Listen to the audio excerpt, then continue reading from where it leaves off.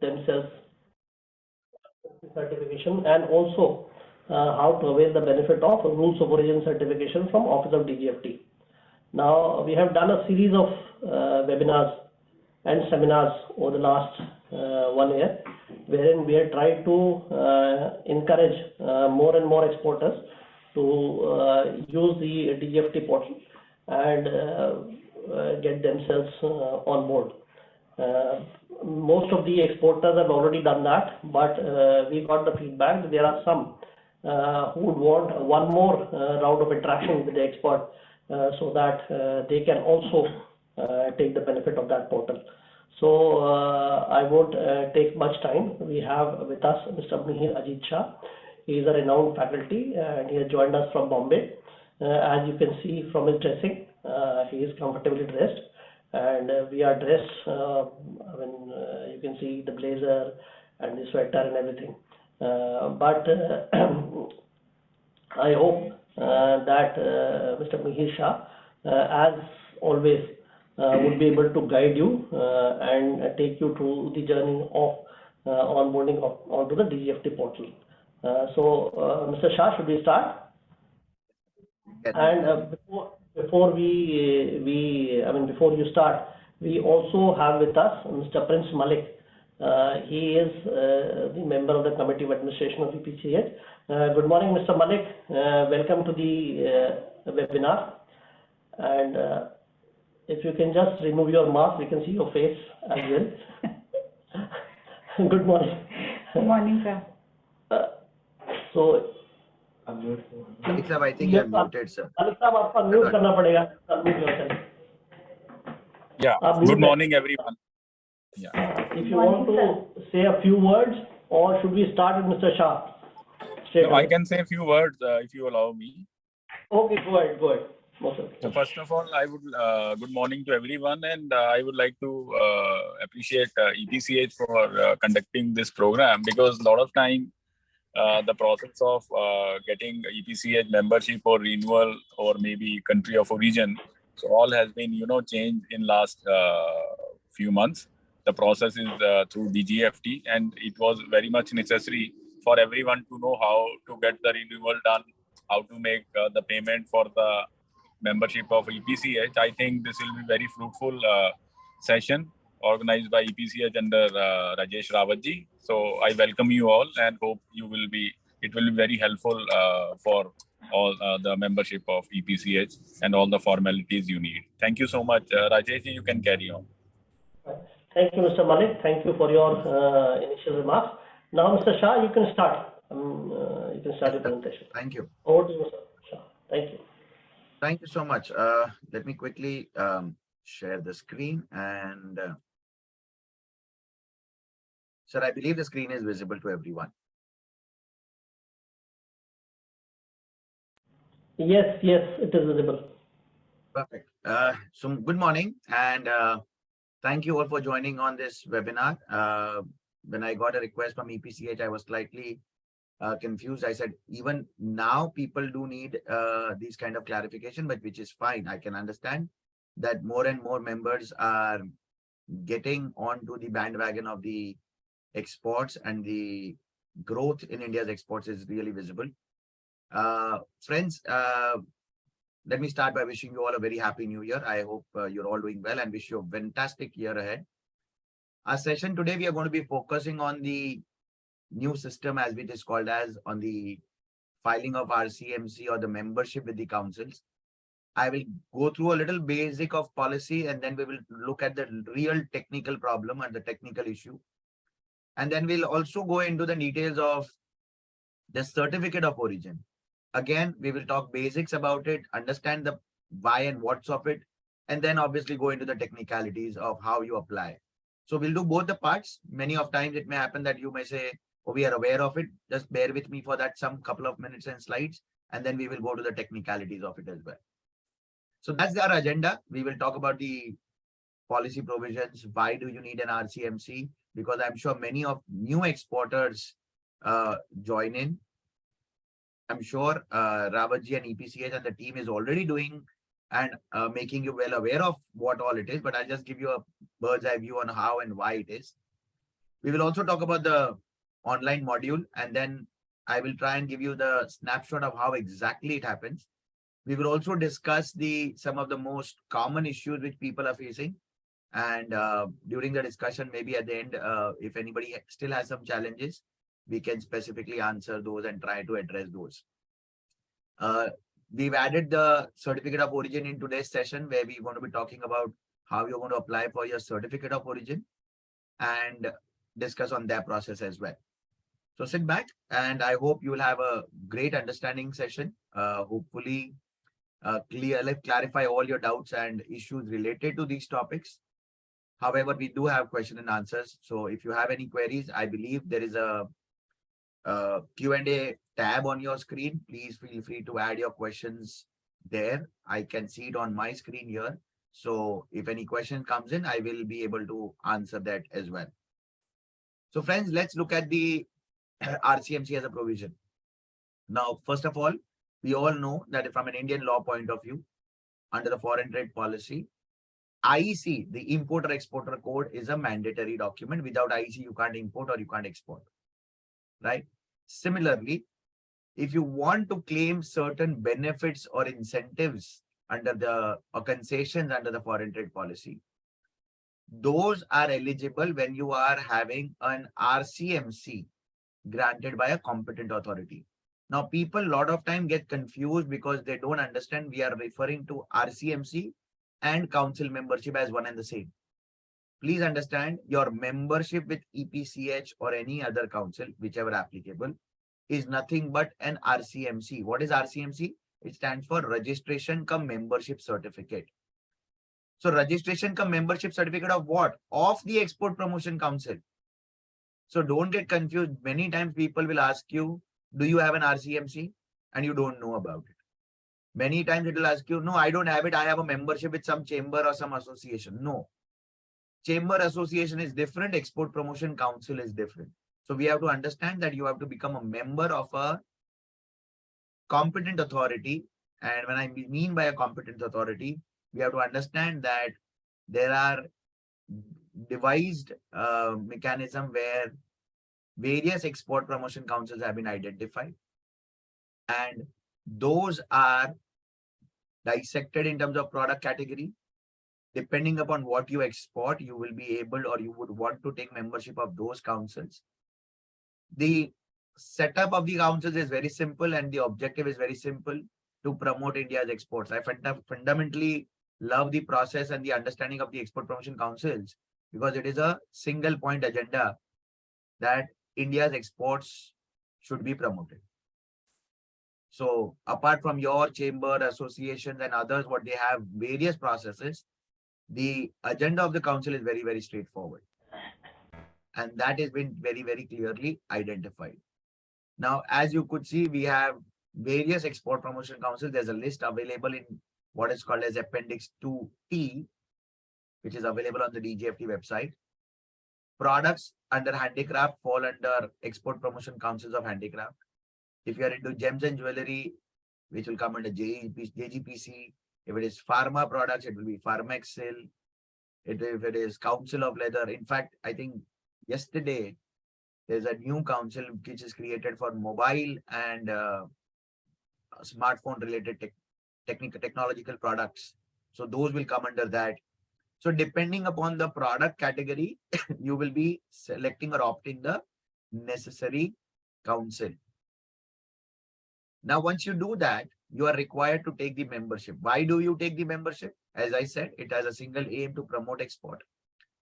Issues related to exports will be taken up, which could include challenges faced by the industry, which could include your marketing and promotion related activities. So many things. As I was just mentioning, when Mr. Rawat came in and that I said Delhi Fair is what they're one of the flagship events. Many exporters are really benefited through various promotion activities done by the councils. Many incentives, and I think most of the incentives wherever and which are under foreign trade policy are linked or are eligible once you have your RCMC. Many times exporter needs support in form of marketing. I'll give you an example, not naming the other details of, in case of privacy, but Rajesh, you will be, I'm sure you all are witness to it, but I had an exporter, a colleague of mine, who was with me in at IIM Ahmedabad, and last last couple of months back, he had to travel to Frankfurt for one of the largest exhibitions. Now, post-COVID, the visa scenarios we all know everywhere, the visas, the appointments are scarce and there is a challenge. In fact, one of the European countries rejected his visa. Now he was in panic situation and he was trying to find out the way because he wanted to go and attend that exhibition as a part of his company. Somehow or other he figured out, and with all the support of his export promotion council, who provided a recommendation letter, and I can vouch for it. He confirmed to me. In fact, he was here over the weekend. He is based out of Bangalore. He was in Mumbai, and he actually wanted to go and thank that gentleman who helped him out at the council, because based on the recommendation letter, he was granted the visa for that and he could attend it. In fact, jokingly he said, Mir, you know what, that visa scenario has made me star in the company, because from my CEO to CFO, everybody said nothing will happen and I could get it. And it was a very successful thing. What he underlinedly said, it was all the support of the council which made the difference. He said, my documents were the same. So it could be a very simple thing of going and participating in an exhibition, to taking part along with the councils in various trade fairs, delegations, and certain other events, or assisting and getting them to do webinars and training programs like these. Export Promotion Councils is your hand-holding support system for moving into international business and promoting your exports. So when I've said all of these, the reason I'm trying to put forward is very simple, that you need to understand, if you are a beginner into exports, how much important is the role of export promotion councils. If you are a pro, or if you are at the advanced level in your international business, I'm sure you have read the fruits of these export promotion councils. So what benefits EPCH has given you, what benefits your councils have given you, you already are aware of it. I'm just reiterating it once again. Now, moving to the procedure of application. So first and foremost, there's an application form. We call it as the ANF2C. It is the application for registration cum membership certificate. We have to apply to the respective council. Now this was done, as I said, or as we have listed out, it is around 36, now maybe 37, couple of more being added. So what happens? Every exporter has to apply it at their independent council. Everybody will have a different set of form, documentation, procedure. The government is already proactively doing things to make ease of doing business, make it more and more online, make it more and more simpler. And especially when we talk about DGFT and Ministry of Commerce, we are trying to bring it right on one single platform. So effectively from 1st of April 2022, this financial year, the notifications were issued, the trade notices were issued last year, that is last financial year, wherein it was clarified that this will be done online. You had a time to migrate, or you had a time to understand. But effective of 1st of April, we will have to compulsory start processing the applications for new or for renewal through the common DGFT platform, which is dgft.gov.in. We are already currently in January of 23. So, I mean, a lot of time has been gone. We have now a stabilized system. People have already started doing on it. And all those who are having challenges, we will try to resolve what it is going, or what is at back of doing an application online. So please understand the entire process end to end. Though I am right now, we are looking at EPCH officials, Renuji and team are available to you, but please understand, they are also not in a position to help you anything in physical form. It has to be coming through them online on the system. As long as it comes to the system, any councils, they will be more than willing to help you out. All right. Now, please understand the website. The website is dgft.gov.in. This is your basic platform for all your import-export activities. So basically, if you have applied your IC, you have applied on this platform. If you are already an IC holder, you would have already have a login access on this platform. This is your common standard platform. It is not a new platform for membership with RCMC. So please don't get confused. Many times people say, I don't understand this because it's a new platform. No, it is not. It is the same platform. We've started this way back in 2 years back. It has been upgraded. We've got a fantastic system now. It has rolled out fantastic services. So everything is online. So whether you are applying your advanced authorizations, your EPCGs, your any certifications, all of it is online, including your very, very basic first important document, IEC. So all of you already are registered on this platform if you are holding an IEC. Please understand this. Maybe you have an IEC which is quite old. Maybe you have never required to do it. Let me remind you, as per the rule, way back in February onwards, you are required to update your IEC on this platform every financial year. So another assumption is that if you have updated your IEC, that means you have a login access of this website. But for whatever reason, in case if you do not have a website, you do not have access to this website, and you are still an exporter, there's a simple option. You click on the login and registration option.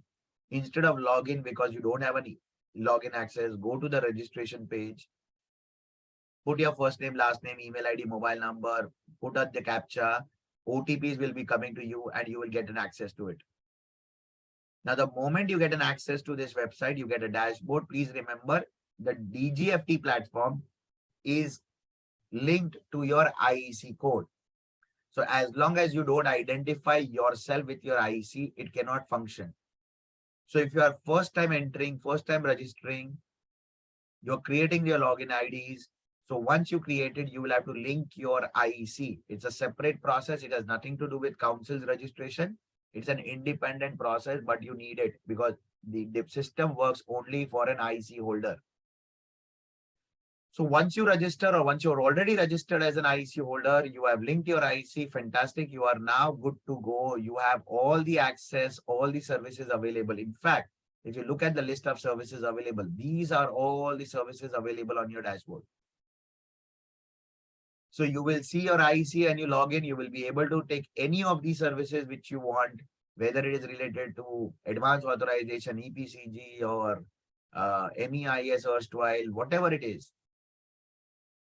And there you can see there's an option called RCMC. So step number 1, you will log into DGFT platform using your existing credentials. Now, I know a lot of exporters who probably have EPCH websites credentials for their own login. This is different. DGFT website is different. We are talking about DGFT's, this website's credential. To make it more simpler, let me tell you the credentials come as your email ID being the login ID, the one which you have registered. So you have an email ID which acts as your login ID and your password which you have created. So based on that, once you have linked your IEC, you will be able to go to an option called RCMC. So you can click on RCMC and you will be given an option of all the processes which you can do on RCMC. So whether you want to apply a fresh RCMC, whether you want to renew your RCMC, whether you want to amend it by adding branch or adding products, or certain things like surrender or revocation. All of these processes are already functioning. We will talk about the basic one, whether it is renewal or application. So the moment you click on apply, as you could see on the, I'll just mark it for you so that, yeah. So as you can see out here, this is the process where it shows me, is there any application under RCMC? I don't have any.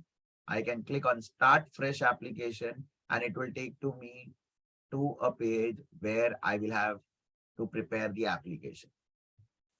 Now, many will ask, why are we doing all of these new systems when the systems were already there or manual form was there? Well, the good news for you, as you can see on the top, it practically has 5 steps. 1, 2, 3, 4, 5. And if you see, The third step is attachment. Fourth step is declaration, which we generally agree. And fifth step is summary of the application. So typically you have only 2 steps to actually do. Why are we doing on this system? Because the DGFT platform already has captured all your information. Now to make it simpler for you, easy for you, because it is there on the same platform, it will become auto-populated. So you don't have to actually type maximum of the things. You merely have to verify and move on to the next page. So as you could see, all those gray boxes are data which is already filled up by the system for that particular exporter. So your IC number, your PAN number, your company details, your category of exporter, your annual turnover, which you have already submitted to DGFT. Please remember, DGFT is the authority. You've already submitted to DGFT, is automatically captured. Now, many people will say, oh, my category of exporter is wrong. Manufacturer, it's not a merchant exporter, I'm a manufacturer exporter. Please remember, this cannot be edited here. That is part of your IEC process. You'll have to then apply to DGFT in the amendment of the IEC. Here, whatever data is already there, saved in the system, would be reflected out here. When you move on to the second or the details which are there in this, if you look at, these are the details which are available. I have not scrolled down, but these are the tabs which are available, which almost pre-filled. You don't have to do anything. You have to just merely verify. So the basic detail which we saw already, firm's address, your RCMC details if you already have, your branch details, your industrial licenses, your director details, any other sector of operations and other details, and whether you have updated your profile on the DGFT website, you have to agree yes or no. Once you verify all of these details, this is all to be verified. Please note it is auto-populated, so your work is almost half done. What happens next? You go to the second part of the story, which talks about the specific council membership. So actually speaking, you only have to do this part. You only have to fill up this part. The first part is pre-filled, which you have to verify. The second part is what you are going to take cognizance of from an RCMC point of view. So it says 4 tabs. Number 1 is which council you want to become member of, what are your products, who are the authorized representative, and the other information. Let us look at each one of them. So selection of your council. So when you look at that tab, you have all the council list available here. As you can see, I have opted or I have selected EPCH. The main line of business obviously will be handicrafts. This I am opting as a new application. I am not a status holder. I am a manufacturer exporter. Now, please understand this has come from your IEC. If it is showing merchant exporter, but you are a manufacturer, please don't, talk to EPCH or try them, asking them to change it. They can't change this. This is the data coming from your IEC. So you will have to amend it there. Wait for probably 24 hours, maybe less. It gets updated here. In fact, in many times it happens instantly, but just consider 24 hours as the gap. Then you will select the number of years of membership. I have just confirmed EPCH offers you 1 year annual membership. So you have to apply for annual only 1 year. What is a financial year? Are you an MSME? Some basic information. The fees for a new member is 7,500. That is 2,500 as your entrance. 5,000 is the annual fee. If you would have opted for a renewal, it would have been showing only 5,000. And obviously, I'm assuming you already have an existing membership. So it is very simple, straightforward. You select the details. If you have already paid, assuming that you had done something prior and you had paid through check or anything, you can opt for that option. It will select and give you the data to fill in up with your check number, your NEFT, RTGS. All of those details will be available to you in the system itself. The moment you do that, that's where you get an option of now EPCH Central, that is EPCH New Delhi office, is the nodal office which issues all the invoices. Now, this is again from a perspective of taxation. You will have an option to select the branch where you want your invoice to be raised. This is typically because you want the input credit of the GST. So why is this an option? It is not a complicated term. It is not something what we want you to be harassed with, but it is a question where you want. Many of people have offices in metros, but they want everything to be done at their factory. So you select the drop down. Now you say, oh, my factory address is not seen. Where do you have to go? IEC. This is automated through an IEC process. The department or anybody cannot add it here. So it is only going to select an option from the list of branch. The GST is auto-populated. The address is auto-populated. You fill up the details. As a part of making sure that you are applying to the right council based on the products you are exporting, you list down all the products and or services which you have. You can select the HSN codes, add as many as possible. I've just randomly added few: candles, handbags, ceramic, kitchenware, bangles, copper utensils. These are the ones which comes under the purview of EPCH. You can add as many as I have added 3 and to 5. You can add 50, no problem. Choice is yours, whatever you're dealing with. All right. So you can add all these products. This is the job which you'll have to do, because of course that will help you to add all the products which you are dealing with. You have done this, you fill up the details of your representative. It could be your partner, director, proprietor, whoever you want the authority to be corresponding with the councils. So those details you can add. There is some basic information in additional is in terms of which countries do you export. This is more of a generic data for councils to understand and take up actions of where are you exporting. A short profile of your company, it will help EPCH and the councils to probably showcase your name and details and their database with the link to your website. Whatever you give, it will be as it is been used for the promoting your company as an exporter in the database. So this is where you will fill it up. And that's it, my friends. This is as simple as it can get. Many times people get confused with why am I asked with so much. It is not so much. It is very, very basic. In fact, I've always said this. The amount of time I take to explain you will take half of that time to actually fill up the application. It is that simple. It is only that you probably either have fear or you are on the wrong or you're looking at the different side of it. Now, when you save everything, you have an option to, if I just quickly go, the summary page as this application summary at the end. So you'll see entire application. You can take a download copy of it. You can review it. Maybe it's your office assistant who is doing it. You can verify it. And then finally, you have to submit. Now, this is where, again, I think many times EPCH officials keep on getting queries and, issues. Please understand, any application submitted on the DGFT website has to be authenticated. It cannot just be merely because you have the email ID and password, you are an authorized user. No.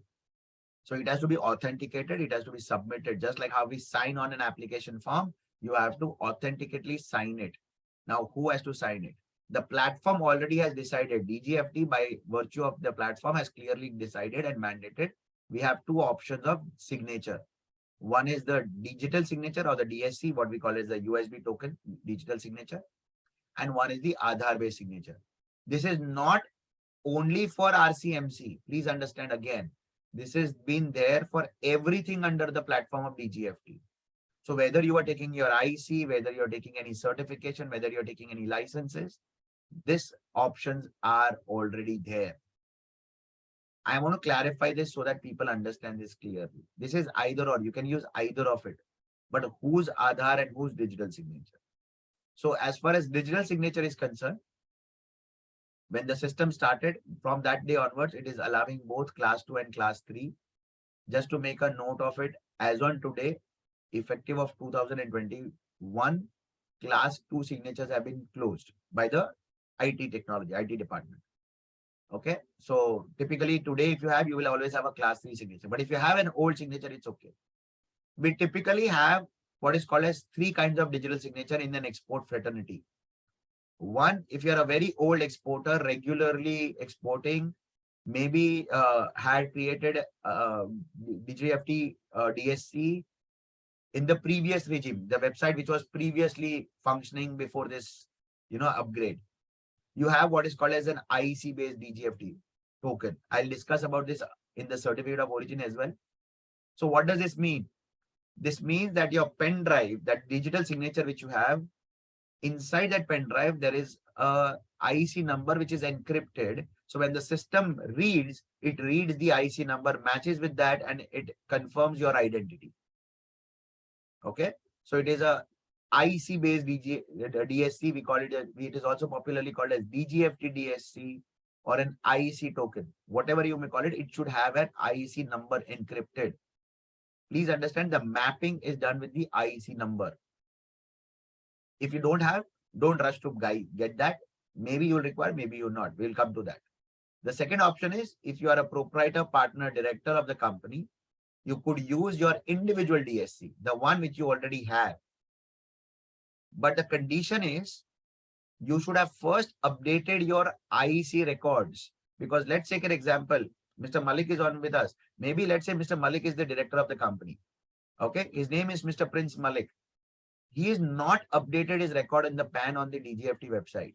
How will the software know that this key is of the same director called Mr. Prince Malik in the system? So what are you supposed to do in the new system? First, make sure that you have updated your record in the IEC. IEC originally from the old days was only asking you name and the other details. It was a manual. Now what we have done is the moment Mr. Malik updates his IEC, he is required to put his PAN number. The name Mr. Malik will be captured exactly as per your PAN card. So it is not just Mr. Prince Malik. Let's assume for a hypothetical situation, his PAN card says Malik Prince. It will be exactly captured that way. And that will now be linked with his PAN card, with his date of birth, with his exact name as a proprietor, partner, director. If he has a digital signature which is exactly matching that, he has nothing to worry. He can use that digital signature and submit the application. Maybe Mr. Malik doesn't have a DSC, or maybe, as I was mentioning, his name as per PAN is Malik Prince, whereas the DSC is by erroneously made Prince Malik. It will not function. But because he is the director of the company, there could be other directors or other partners. He could use anyone's DSC who is matching the data. Please remember, the data should match is your IEC records with the director's PAN card and the DSC which you are using. This is an authentication because we have to understand the system has to know you are the same person who are authenticated to use this. It could be a class 3 signature. It could be your ROC or your GST or your tendering, whatever signature you already have. You could use exactly the same one. No problem whatsoever. Many of you have what is called as an organization-based DSC, meaning the DSC having your company name. Now, please understand, company name is mapped with your company PAN card. So exactly as per your company PAN card, and I will again reiterate when I say company PAN card, if your DSC is showing pvt.ltd, but your company PAN card shows PRIVATE LIMITED, it has to match exactly. It will otherwise give you an error. So a lot of times people tell us, oh, it's not happening. Please remember, it is not happening because of RCMC. It is not EPCH who is deciding it. It is not another XYZ council who is deciding it. It is the platform where an authentication system has been made. It is as simple as that. If you want to do an RTGS and an OTP has to come on your mobile, and if you don't have a network, can you able to do it? You can't, because OTP will not come. You will not be able to do it. As simple as that. Authentication is the key. I cannot allow anybody to submit anybody's application. So it has to be clearly that it is an authentication. Now, what if you don't have a DSC, or what if it is that your DSC is expired? Your bad luck that it just expired last month. Well, don't worry. We have an alternate option is you could register on the software with your Aadhaar base. Whose Aadhaar? Please don't call your company or Aadhaar of the company. We are not talking about the Udyam registration. Aadhaar is your normal Aadhaar of the proprietor, partner, or the director. So maybe your executive, maybe your CFO, maybe your CEO, maybe your chartered accountant is given an access to do the needful, but his Aadhaar will not work. It has to be clearly the Aadhaar of the proprietor, partner, or the director. Now, once the Aadhaar is matching, again, as you can read it, write it very carefully. It says the name and the date of birth should match with your PAN card and the database which is there. If this match happens, you are allowed. What will happen is a OTP generated by Aadhaar, that is UIDI, will go to the necessary mobile, you will have to enter that, and based on that authentication, you will be able to apply for your application. And the moment you submit, the process will be then moved from the central server. It will be there. You will be able to see your status of the application as in progress. It will reach to EPCH office. And I can assure you on behalf of EPCH that they will expeditely look into it and send you the necessary confirmation or approve it. In case of any shortfall or documentation, it will be available online that this is the issue, or this is the pendency, or this is the attachment which is required. You can, on the same place, you can add those, reply to that query so that they get it and again submit it on the same portal. So the process is very simple. It is just that understanding you should have to make forward the process easier for you. You know, the key element which people are failing to understand, and I will want to reiterate, because many people say, why all of these fuss about it? This is the first financial year. You will have to appreciate, and you will really appreciate it in the next financial year. Many of times, I'm sure, Malik Sahab, everybody and in the fraternity would have come to you and many times that, oh, I missed out. You know, I did not remember to renew it. I mean, abhi to 4 mahine ho gaye. Let's say in January, because the fees are to be paid for the full financial year. You're like, sir, reh gaya tha, abhi kya kare? Abhi 3 mahina hi baki hai. Why should I pay full fees? You know, they have all those excuses coming in because you forgot about it, right? Now, you forgot about it for whatever reasons. Let me tell you what I'm envisaging, and it is my view. May not be, it may really happen, but that's my view. What will happen effective of 1st of April? The system will tell you, hey, you have a renewal coming. The system will start probably alerting you in March that why don't you renew this? You are supposed to pay this off, and you can pay this via online banking, internet, debit card, credit card, do everything, fill up the detail. So basically, on 1st of April or the first day of the financial year, you will be auto pre-ready. The moment, let's say, you have changed your status to a star house or 1-star export house or a 2-star, the certificate will automatically capture that because it's the system which is capturing it. Maybe you were merchant exporter earlier, you moved to manufacturer. So when you do a renewal, automatically that will capture. The moment you will put in the data once, your one data of your turnover in your IEC profile will be automatically captured here. I don't know how many of you really know, but if your exporters are regularly doing exports, Malik Sahab will recollect that at every application, you had to earlier submit a copy of RCMC. Now you don't need to. There is no need because it is already there in the system. In fact, system automatically captures and says, you have a valid RCMC. So it will tell you rather than you telling it that what is required. And that's going to be the fantastic aspect of making it simple, easier for all our exporters. You did not go anywhere.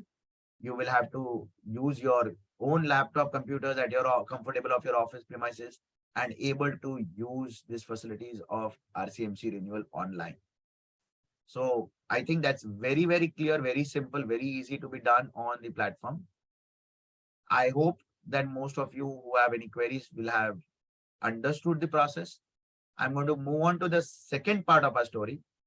Renuji, do we want to take our questions first or then we complete it and then we do whatever? Malik Sahab, what do you suggest? I think you should take questions about this particular thing regarding renewal and RCMC, because a lot of people already have an RCMC for 5 years, let's say from which is valid till, let's say, 2025 or maybe 24. So in that case, they do have to update RCMC here. Can you guide on that? Yes, sir. Yes, sir. They will have to. But by the way, if they have already, Renuji, EPCH would have updated it through a backend, right? We have received some applications जिनका RCMC 25, 26, 27 तक भी valid था और उनको हमने इस साल renew किया है. Then it is, from the date of the applying and हमने जब उनको certificate grant किया, उससे 1 साल का उनका validity show कर रहा है. तो हमारे जो अभी latest certificate valid show हो रहे हैं वो 8 जनवरी 2024 तक लोगों के show हो रहे हैं जिन्होंने apply किया renewal के लिए. The issue which Malik Sahab has, I have two things. What I understand from the trade notice was that if the certificate is valid prior to the financial year 21-22, that is up to 31st of March, then the council would do it through back-end process. if they're renewing in this financial year, that is from 1st April, it has to be done. But if it is not happening, Malik Sahib, you will have to apply it online. No, You will the have already is selected, you would have already selected the payment of fees done. You don't need to pay it again. okay. You will No, attach the proof, but you will have to go into the system. You'll have to migrate it into the system. okay. I mean, the ERCMC has to be updated in the DGFT Yes. site. In any Yes, case, sir. if it's it for another 5 years, still you have to. Yes, sir. So what happens is that you become part of the system. The system will generate that number. It will be the same number. It will be valid for the same period, but it will have to go into the system. Okay, this is one. I think it is clear to all that everybody has to, go through that process and put it as ERCMC instead of the physical copy, which EPC has. Okay, that's fine. Renuji, we are not doing anything from the back end. Am I correct in understanding this? Sir हम लोग कर ही नहीं सकते ना, हम backend से कर ही नहीं सकते, लोगों को अप्लाई खुद ही करना है, जो भी मेंबर्स हैं जिनका आरसीएमसी जो ऑलरेडी मेंबर है, नहीं, मलिक साहब का जो क्वेश्चन है वो 5 साल की मेंबरशिप वाला है, इसके लिए आई एम आस्किंग। सर वो नहीं हो रहा ना सर, नहीं हो रहा सर वो। हाँ, तो उनको ही करना है, right? That's exactly what we want to understand.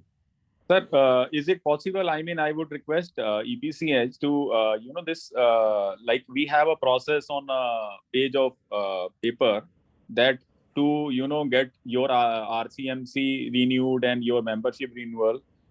Like you are telling that we have to go to DGFT site, number 1. Number 2, we have to make the payment. Number 3, we have to do this. So, I mean, some kind of a process which we can share with the members. Malik Sahab, the DGFT portal already has an FAQ. In fact, a detailed video है, जो step by step आपको exactly यही बताएगी. Okay. I mean, the people, है. every time a new exporter comes to us that we are not able to renew, क्या process है? पहले क्या होता था? I mean, they used to pay money to EPCH and it is all the process at the back end of EPCH was done and they receive the acknowledgement and the renewal, this thing. Now, they have to do it online. So, we have to educate members that this has to be done on online or through DGFT site.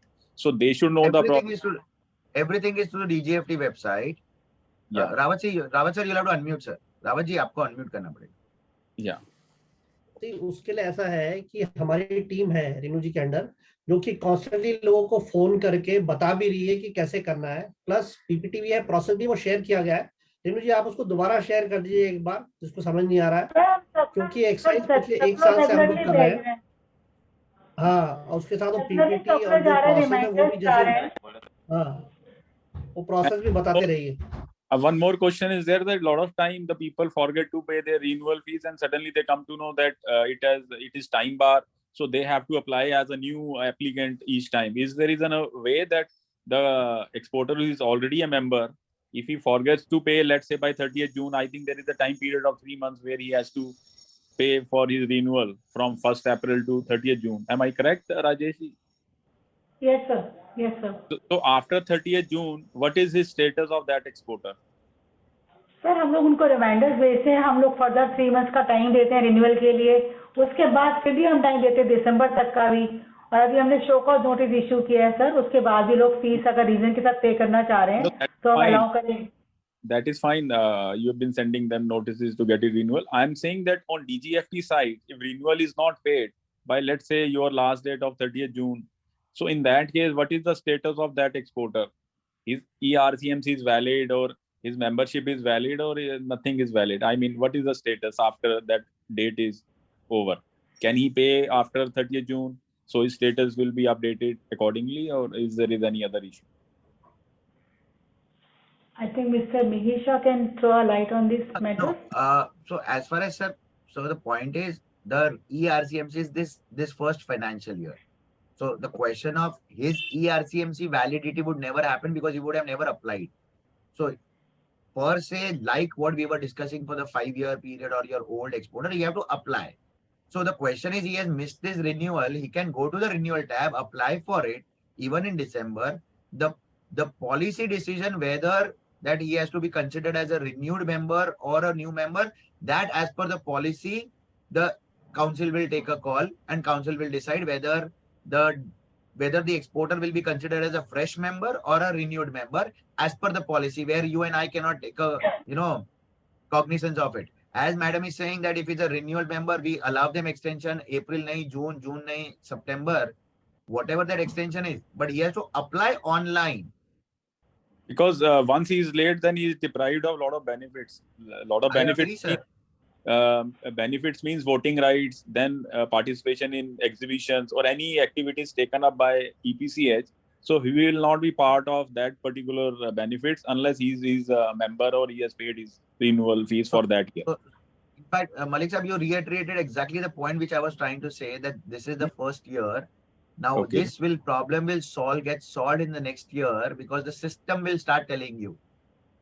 Okay, they will send SMS or whatever as we They will get. see. So the moment you log in on a dashboard, it will start telling you probably that this is your expiry, this is what it is done. You do this, you know. Just like I'll give you just an analogy to understand.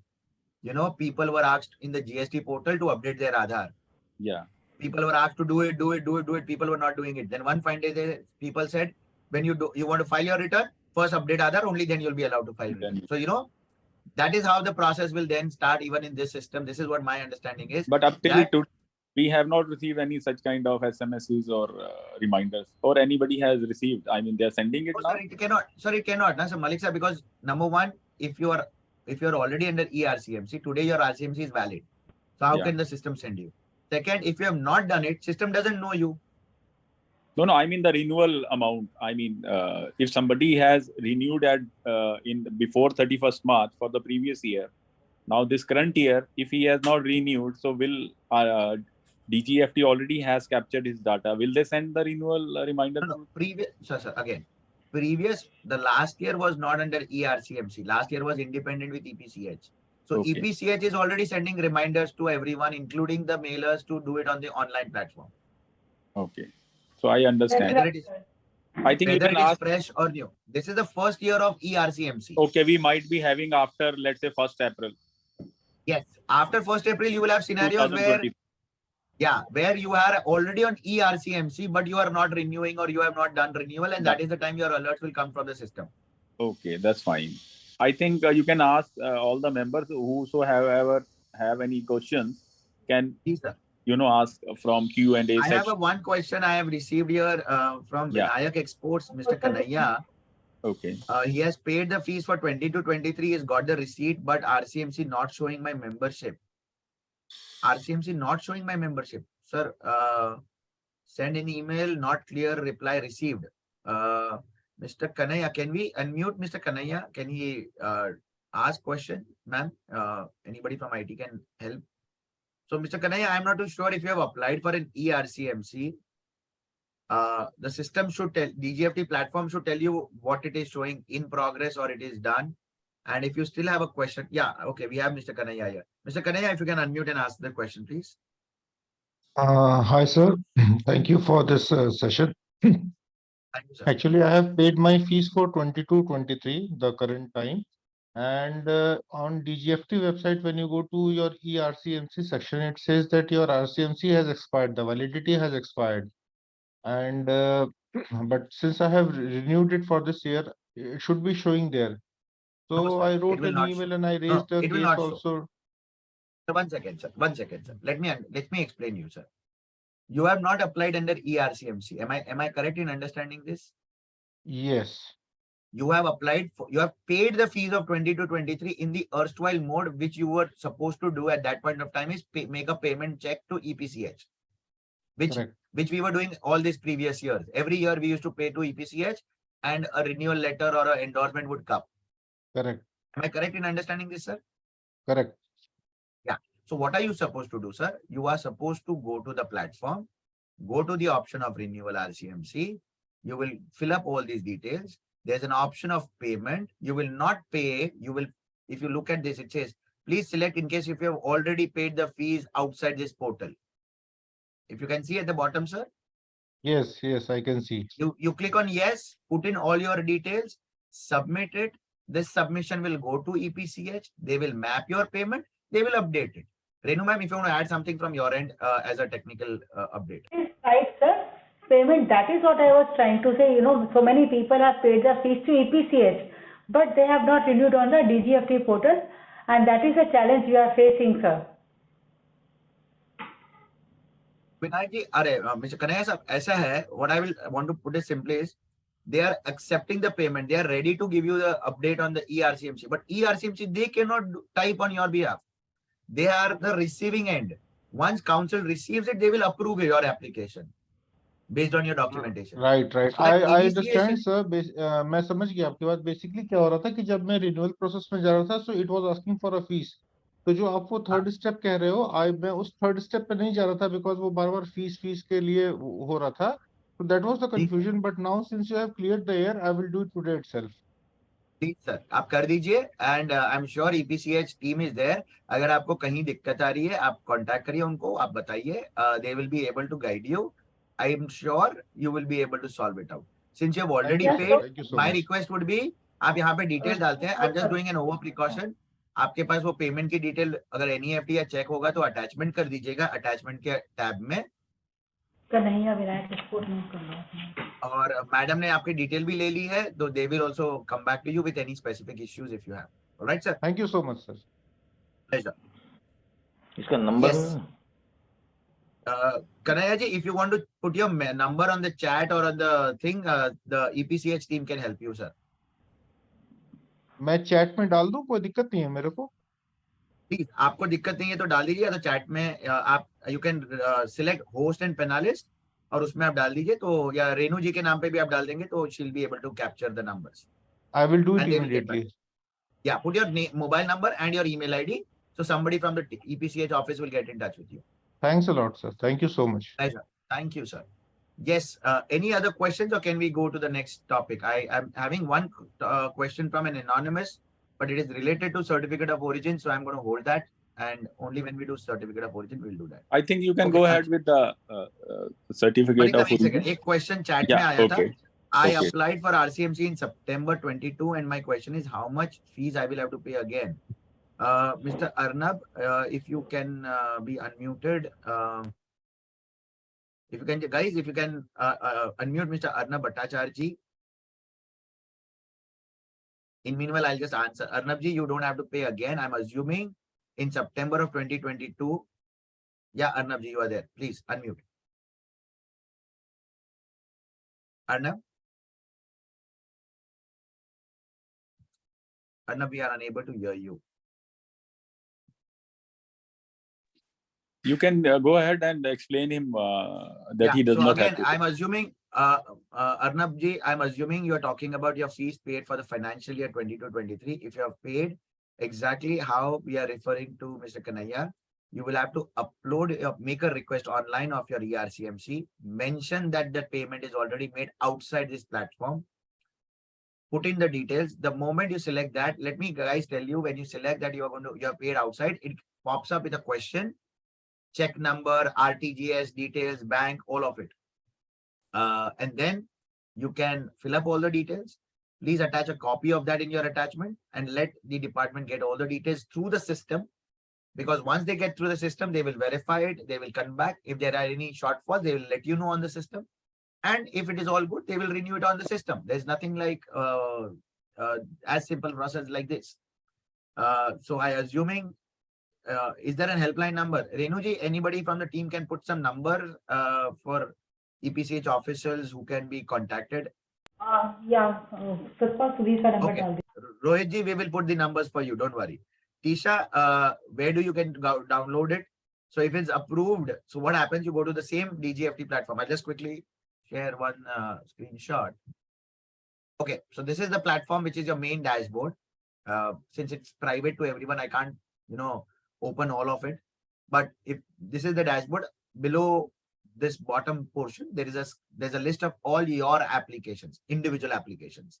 So it will also say application for RCMC approved, and then there's an option to download. So you will have multiple options: download, print your application, view your EFT. So you can go, Tisha, there and download your copy of ERCMC. It's a PDF file which comes with duly digital signature, so you can easily download. Vinayak ji, don't put all these basic details are personal information hai. Please leave it to the emails communication. Somebody from the team will get in touch. I'm asking Renuji's team, EPCH will put in their connects, mobile and the email ID to whom to be contacted. Renu जी, कन्हैया जी का Vinayak exports का कुछ information है? You might want to put it on to somebody who is in. We will take it from the system and we will contact them. Okay, Nitin ji ka question hai, we have done exports for 35 years, but for last 3 years, we do not have any exports. We do not have GST number. How do we renew our RCMC? Renu जी 3 साल हो गए तो नया export नए में जाना पड़ेगा उनको. They will not be allowed as. अगर इन्होंने फीस पे किया सर, अगर इन्होंने फीस पे किया तो उनका वही मेंबरशिप कंटिन्यू हो जाएगा. अगर फीस नहीं पे किया तो फ्रेश अप्लाई करना पड़ेगा सर. उनका क्वेश्चन जीएसटी विदाउट जीएसटी भी कर सकते हैं सर अप्लाई. हाँ, विदाउट जीएसटी तो सर ऐसा है कि अगर आपके पास जीएसटी नहीं है नंबर तो आपको उसकी क्रेडिट नहीं मिलेगी. पर Nitin ji, I mean off the topic little bit, but my point is if you are thinking of exports and you are wanting to start exports, I think there is nothing which should stop you to take a GST number.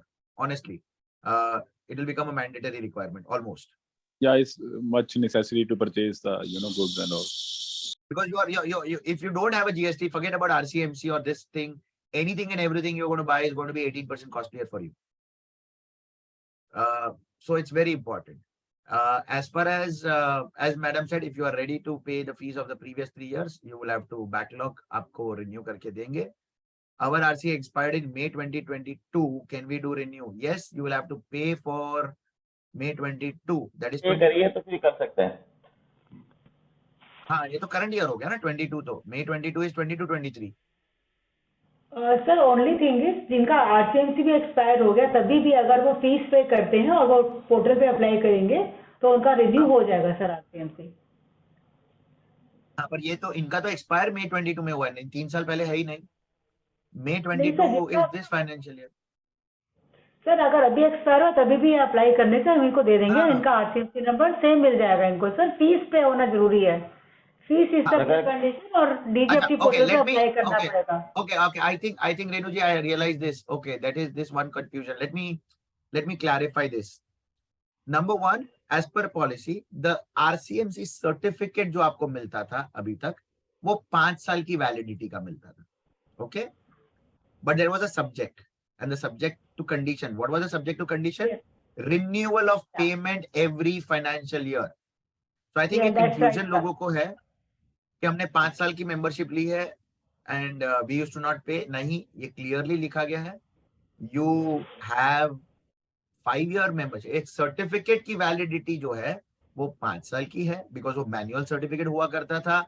We had to create those certificates, so they were given as per the policy period for 5 years, but subject to you making the payment of membership fees every year. So I think you need to examine whether you have paid the fees. Nitin bhai, if you have paid, please go online and renew it for paying 1-year fees. That's as simple. If you have not paid, pay for the balance previous years.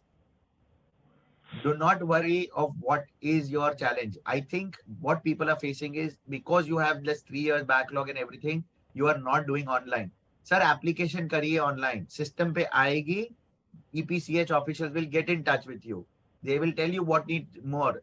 Let's assume you put it up. You have calculated it.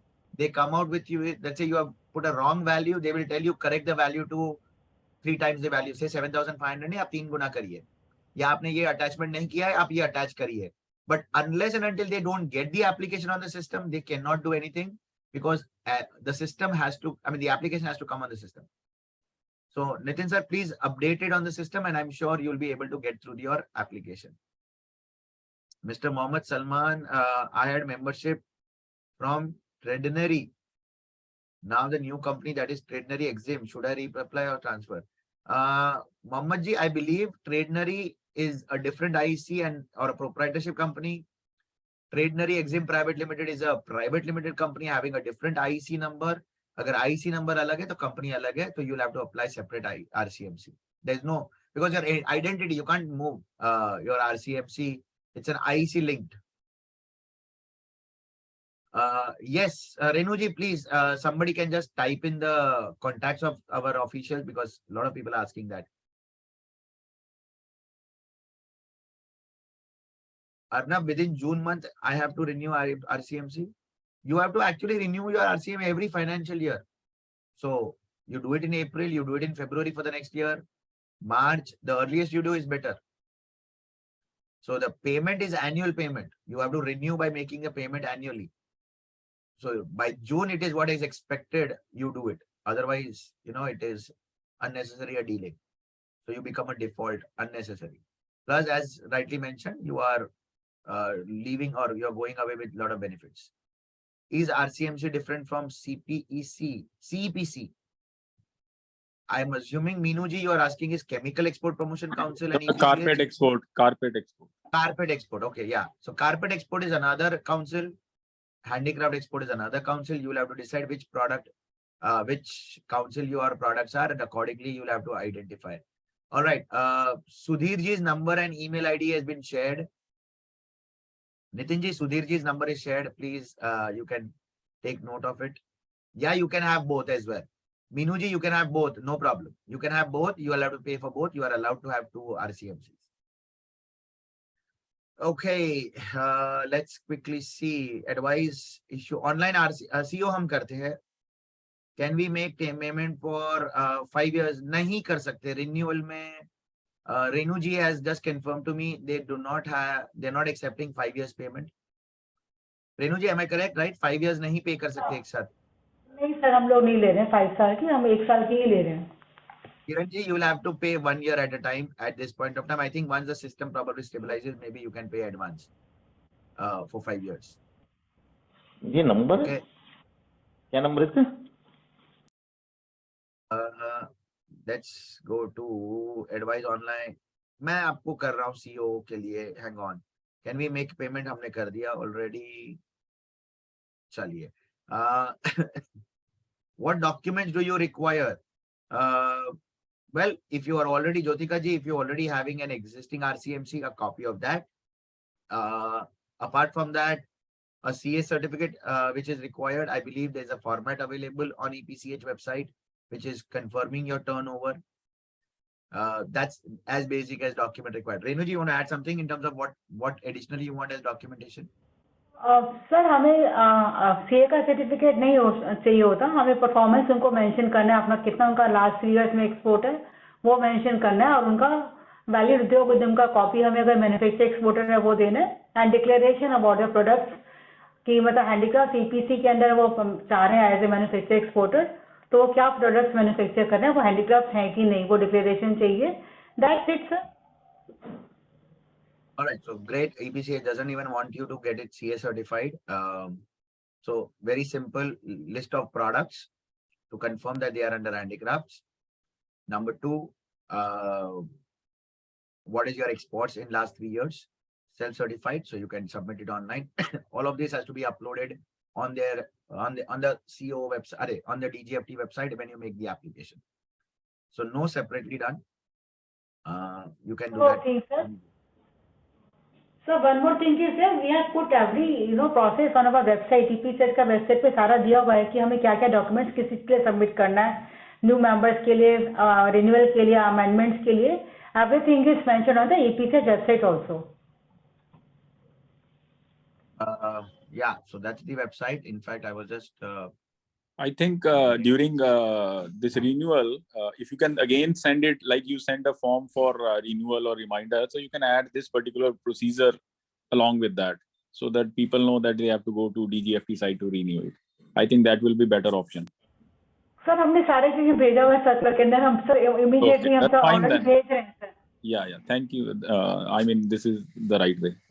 I think we can proceed with Shahji, we can proceed with the second CEO. please, sir. All right, perfect. So I think we have, I think more or less understood the same query. So a lot of queries coming on certificate of origin. So let's talk on that and then maybe take queries on both, but now on CO. All right, guys. So let's talk about certificate of origin. Let's quickly understand the process, understand the basic principality, and then come to the process. So as you're aware that exporters at various point of time require to offer a document called certificate of origin. Please understand categorically, it is not a mandatory document. It depends upon the requirement of the buyer, the country, the contract which you have signed. All right. there are so many instances where you are exporting it to the same product to same country, but to different buyer. Some ask, some don't ask. All right. So it's an identity of the goods, where the goods are originated. I don't want to go into the nitty-gritties of the terminology and confuse and go into the details of it, but let me tell you very categorically, we are certifying the origin. And when I say origin, it is where the goods have been manufactured, not from where the goods are exported. So if I'm trading into a product and if I've imported it from some other country and I'm exporting it from India, it doesn't change the origin. Origin is where the goods are actually manufactured, not necessarily by you, but where are they actually manufactured. So there is a lot of nitty-gritties goes into the concept of rules of origin. But at the simple answer is where goods are manufactured, you will have to give that details. We are assuming we are referring to country of origin as India. Now, the certificate of origin has been migrated into the online platform by DGFT. DGFT has created a separate, you can say a portal or a separate link. It is called coo.dgft.gov.in. All right. Please understand, you will have to separately register for this platform. The registration process is separate. Then there is some separate requirements. However, the first requirement is you should be having your IECN and data IEC updated on the main platform, which is dgft.gov.in. अगर वहां पे नहीं है तो यहाँ पे कुछ नहीं कर पाएंगे. So you will not be able to do anything. But if you have there, if you even have a login ID and password, you have to still register. So if you can see out here, it says online exporter registration and login. You require your IEC, which should have your mobile and email ID updated. Now, please understand, to run this platform, you will require a DGFT digital signature compulsorily. What it means? Remember when we were discussing about the RCMC, we said we had 3 options of DSC, but the first option was an IEC enabled DSC. Yani jo digital signature hai, it should have your IEC number encrypted. Certificate of origin only works when you have a DGFT DSC. It doesn't work with Aadhaar based OTP. I think they are working on that. But at this point of time, that is called e-Hastakshar. But I think at this point of time, only DGFT DSC is working. So you will have to opt for it.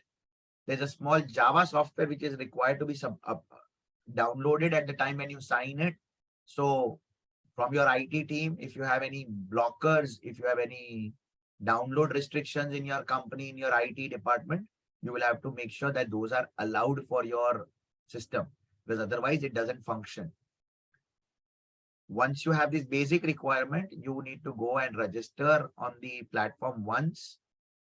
It will have an option, either you log in or you link here. So you register. Now, when I say registration, please remember, it is just almost just creating an access on this platform. You don't have to really fill up anything. It is auto-populated. So you write IEC number and click on fetch. It will automatically fetch mobile and email. This is the declaration what you give to the online platform. Just scroll it down, say yes, save and submit, and done.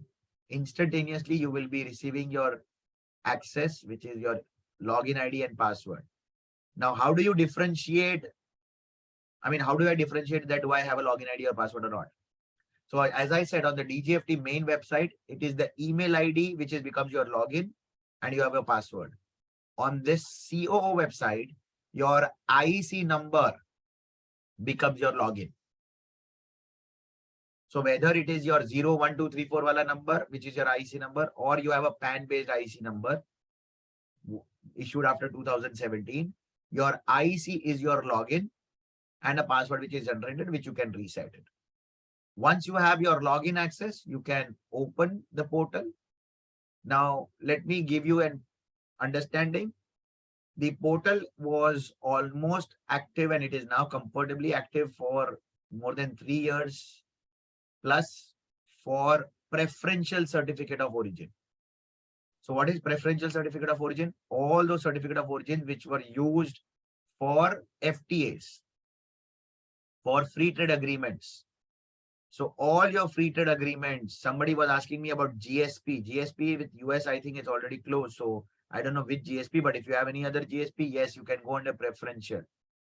AFTA, SAFTA, what recently we have concluded, the India-Australia FTA from December of 29th, all of these would come under preferential. The moment you select this, you will have. Now, please note, preferential certificate of origin have a stricter norms and a limited agencies to issue the same. So Export Inspection Agency, DGFT office, in some cases, some councils only are eligible for the preferential certificate of origin. It will also have certain more documentation requirements and supporting of details given in case of import is there involved in it, because the free trade agreement has to allow the percentage of import in that in the entire finished product. So let's say somebody, Kiranji, is exporting a product which has 30% of import. The foreign trade act, sorry, free trade agreement should allow that 70% is chalega, 30% imported content will allow. But if your agreement is saying 60-40 and you have 45% imported content, then it will not be allowed. It is a part of the agreement. You can't help it. So that all examination of paperwork and documentation will be done under this process. It is completely end-to-end online. The department will raise query online and issue you digitally signed QR code enabled certificate online. There is an option where if you want a physical copy, right, you can see at this bottom, whether the exporter wants postal delivery of certificate of origin at his office, you can select yes and no. Then you'll get manually stamped signed copy. There are some countries like Thailand and Indonesia, which were insisting on a certificate of origin manually signed. If that happens with you or that's a requirement, you can ask for it. So that is a preferential certificate of origin. I am not too sure, but if you are an exporter and if you are regularly exporting, then at least about 3 years plus, you have to use this platform and you have been using this. There is no problem here. We come to the non-preferential, which is what we call as the very simple certificate of origin, the basic one, where the importer doesn't get any benefit. This is typically issued by your Chamber of Commerce, your association, your export promotion councils, which generally by default, every exporter applies for it for every exports, whether the buyer asks or not asks. That is also done online. You can opt for non-preferential, select this, of course, the free trade agreement will go away. It will be the agency which you want. You can select the agencies, whether it is your local chamber, whether it is, mind you, earlier you had to become registered with that Chamber of Commerce or an association from where you want it. Now you can apply anywhere. You can be sitting in Delhi and apply a certificate of origin somewhere in Mumbai. I could be sitting in Mumbai and I can apply for a certificate of origin issued by, let's say, Surat Chamber of Commerce, allowed. So now that boundaries have gone, you could decide where you want to apply, what it is. Because it is a non-preferential, it is with the basic information and you can upload the details. And I have seen most of the chambers, most of the associations offering this service almost like a real time. But let me put a caveat on the system, say maybe within an hour or so, you will be able to download digitally signed certificate of origin on your desktop in your office without wasting any time of anybody. So that's the beauty of certificate of origin going online, and you can do it. I am aware of few challenges, somewhere where your description column size is limited, somewhere you are not able to add certain information. It is still asking you some information. Please start using it. You will be able to rectify some challenges. You will be able to understand this. As far as non-preferential is concerned, it was rolled out twice to be made mandatory, but because of certain challenges, it was taken back. As on today, it is not mandatory until 31st of March to go to this website and do it. You could do it directly with the chamber, even you could do manually with the chamber. But let me assure you, as I see it, sooner or later it will become mandatory. I know that in many cases, as I said, in LCs or other documents, you might have some constraint. You might have 100 products and there is no lines available, but it doesn't happen every time. If you have 10 shipments, maybe 4 can obviously be easily done through this online platform. 6 you may do again, continue to do it manually if there are challenges. but start doing it, because you will start understanding the process of how it is done if you have never done it online. It is possible, it is simple. I have seen people, because you send your peon, you send your office boy, you send your team, they print couple of pages, they attach, they go, they spend a day, come back. You do it today, you get it by evening probably, because your person will go and come. I can be, almost confidently tell you that if you are able to do it, you would reduce this into few hours or maybe less than few hours. I've seen chambers and association giving in 15 minutes. So consider this as a very, very time saver. You will be able to do it very, very effectively and use this to the best of your, ability. Sooner or later, it will become mandatory for both. Currently, it is only for preferential, that is under free trade agreements. But sooner or later, it will be compulsory for both. And hence, you should be on the system at the earliest. So with that, thank you so much. I hope I have added some information which can be helpful to you. Thank you, Renuji and EPCH, for inviting me. It was always a pleasure and good to start with 2020. Yes, sir. Yes. Malik sir. Yeah. I have a few, members called me many times that we have certain issues because a lot of exporters are focusing on EU and US markets. Yes, For sir. US, we don't have much issue regarding the certificate. It's not required as such. For Yes. EU, we have this rack system. Yes. Where you can, give the declaration on the invoice and same is being taken care of. Now the problem comes once we do, other than these two continents, we go to, let's say, Turkey, Brazil, or maybe Japan. So all these countries have a different, country of origin requirements. Now what has happened is with the Japanese, because a lot of our exporters do shipments to Japan also. So I think IJSEPA is some kind of a document which they need as a country of origin. Again, they are facing an issue because there are a lot of formalities in that. Formalities in a way where you have to upload the purchase bill, the procedure, how it is made, and the goods are, couple of bills to prove that these are made in India goods.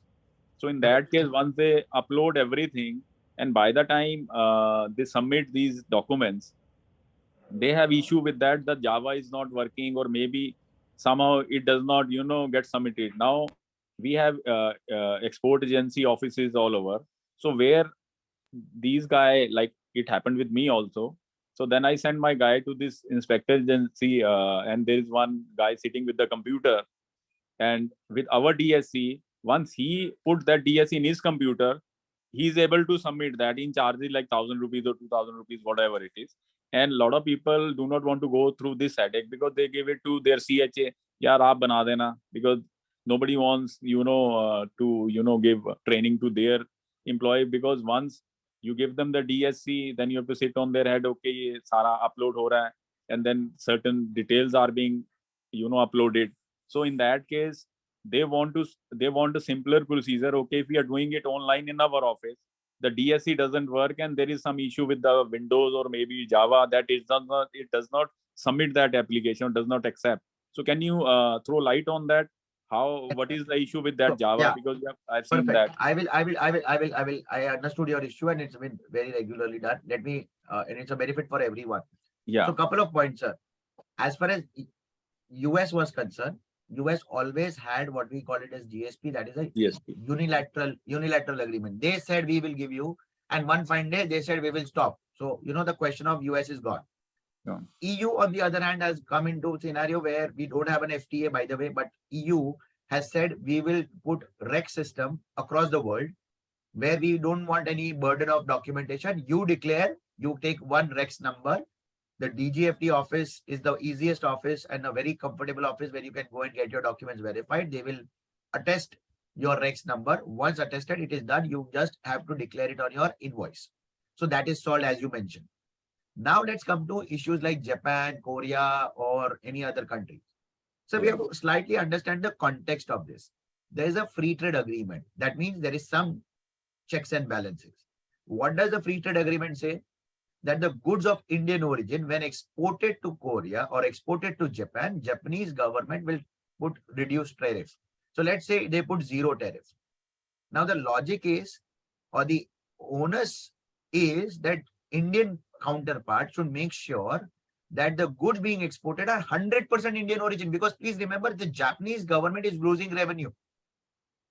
So there is a checks and measures. The checks and measures is called the value addition and the rules of origin. What are rules of origin?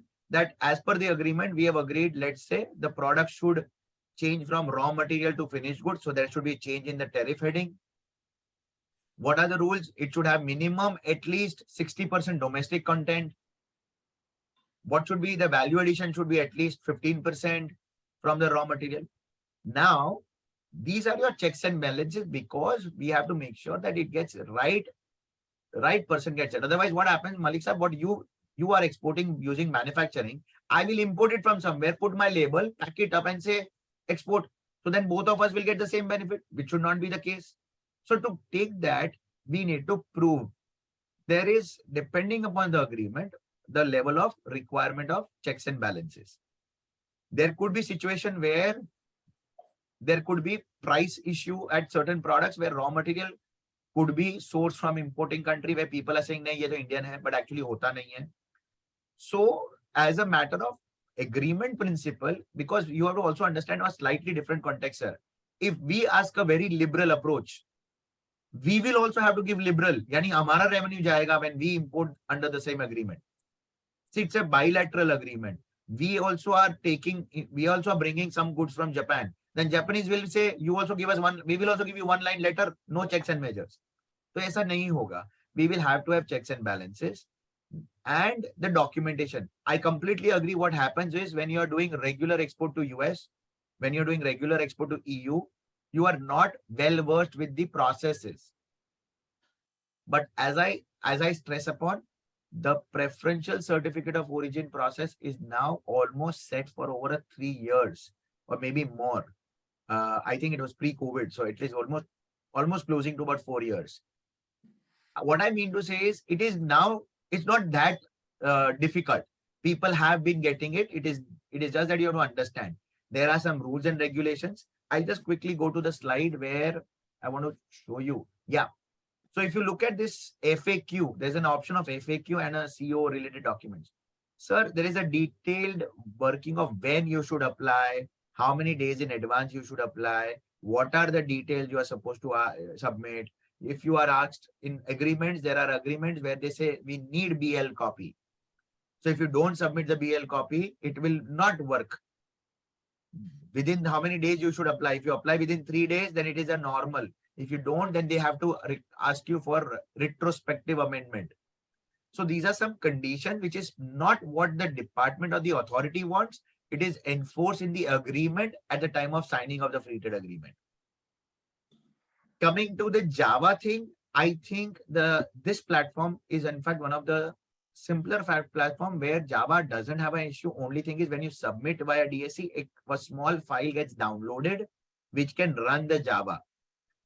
I believe whatever I have done with maximum of people, what happens is people generally have an antivirus or a protecting system on their laptops and their IT infrastructure, which stops or blocks certain downloads. So my request is when you are opening that system, connect with your IT team, check if it is blocking something to be downloaded. Once you allow that, you run it, it should run fine. In fact, unlike the other websites which I am aware of, I'm not going to discuss, but there are where software doesn't work. This works on Google Chrome or Internet Explorer or Microsoft Edge. It works pretty fine.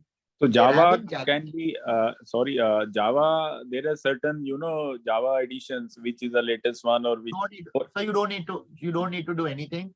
It temporarily downloads a temporary file.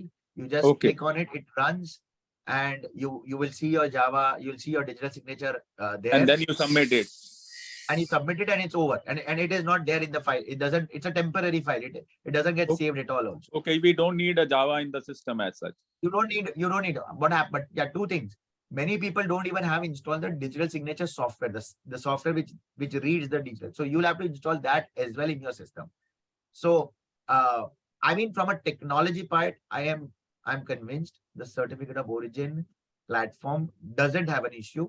I know somebody has DSC issue. It is almost, I have seen some, I'll give you an example, Malik. Somebody tells me, sir, is the website down? And I'm like, okay, let me check. And I'm saying, no, site is open. He says, no, I'm unable to do it. I'm like, it is open. I said, okay, can you see it on your mobile? He says, no. I said, is your mobile on Wi-Fi? I said, yes. So he says, yes. I said, switch it off to mobile data. Now see, he's saying, yeah. That means what is happening? The internet server, which is connected in his office, is blocking the site. Okay. It is an IT protection, and I'm not against So it. who can My guide on only that request, particular thing if somebody is facing this problem regarding? sir, he has to look at it. Where is the problem? So if the problem is on the website which is not functioning, my point is couple of checks you do. If the site is not functioning, it should be not functioning for anybody. What you could simply do is try connecting via. So if let's say you have a laptop or you have a system, it is not functioning. Try doing it on another laptop or another PC, which is not connected to your system. So you don't have a technological, IT threat. Maybe do it at your home PC or your family PC or a laptop, which is not firewalled like yours are. If it works there, that means the problem is in your laptop and in your security, which you'll have to buy. As simple as that. Okay. And 90% of the time we have seen this. This is the problem, because I agree, you have to have your firewalls, you have to have your security, you want to have your antiviruses, but then you'll have to understand. Now, I can't tell you which virus or which antivirus protection you have done, what to unfollow or what to do, whether you want to stop running a Because virus. a lot of people are able to, put all the information, upload everything, and by the time they submit it, then they have an issue. So then, So that is a problem of, sir, any website. As today, if I open my bank account and hold it for about 10 minutes, it will say, unload. Yeah. Now, sometimes what happens, it takes time for you to type. Then again, sir, if you go through the system, once you will understand what is required, you can be pre-prepared. You could be pre-prepared. There are options where you could have, especially what happens, where is the delay, I'll tell you. In preferential certificate of origin, you are required to upload list of all those invoices. yeah. There is a CSV, that is an Excel file format available.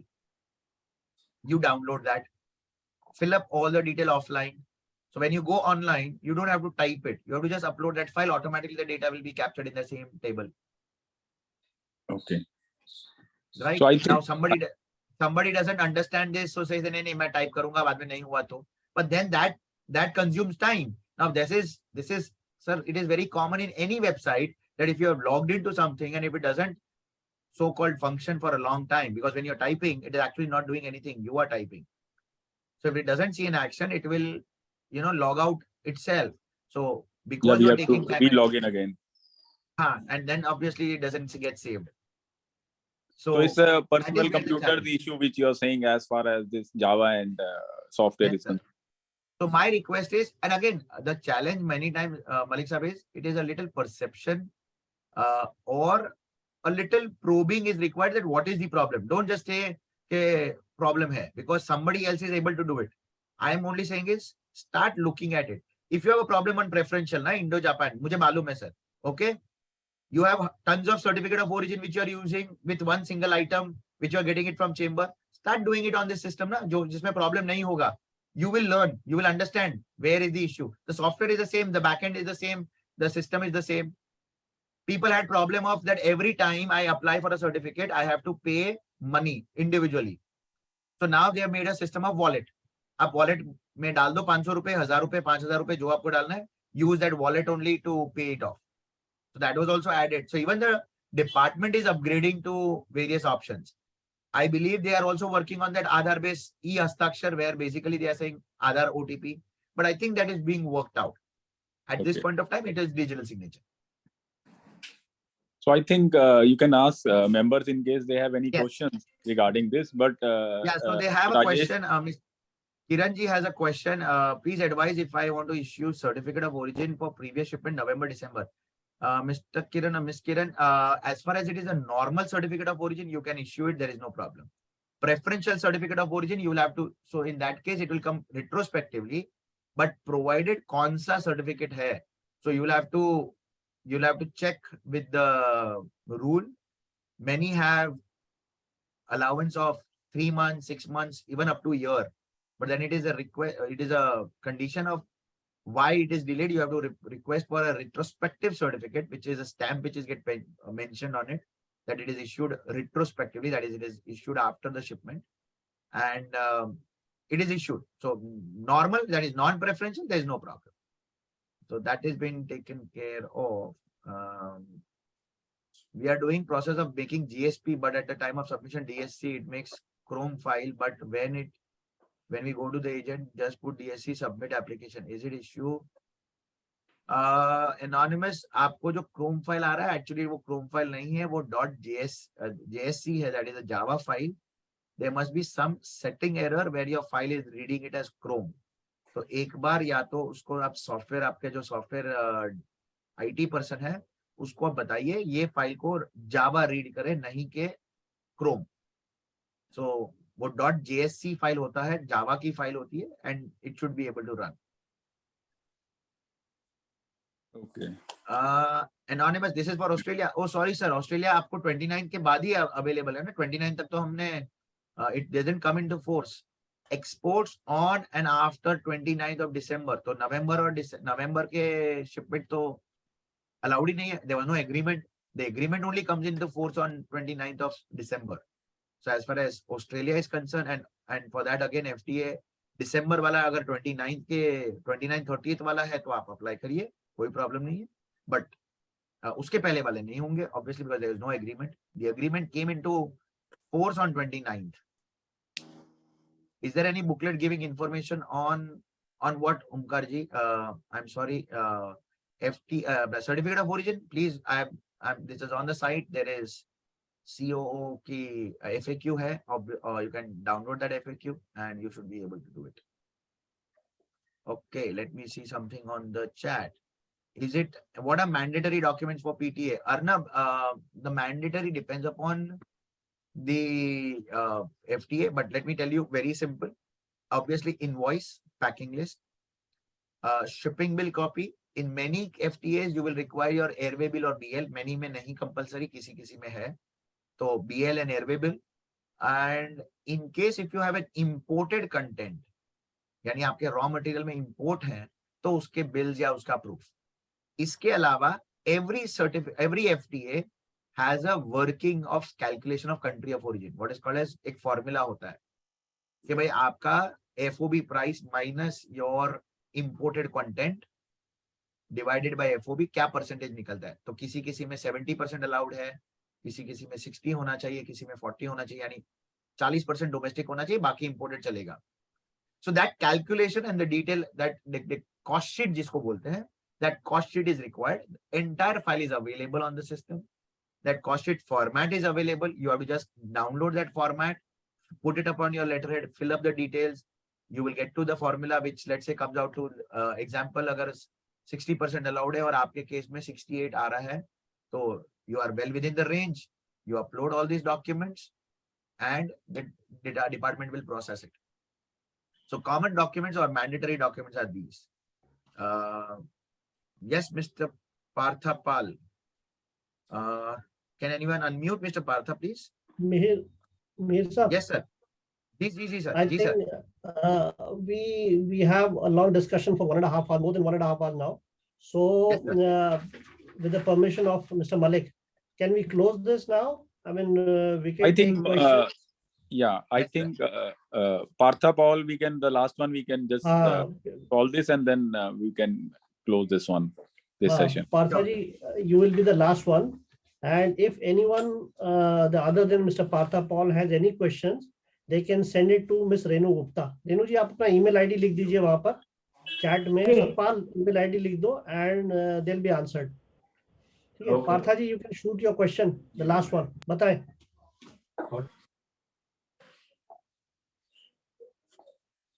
Mr. Partha, I think, okay, I am not too sure if he is able to audio here, but he has already asked the question. I'll answer.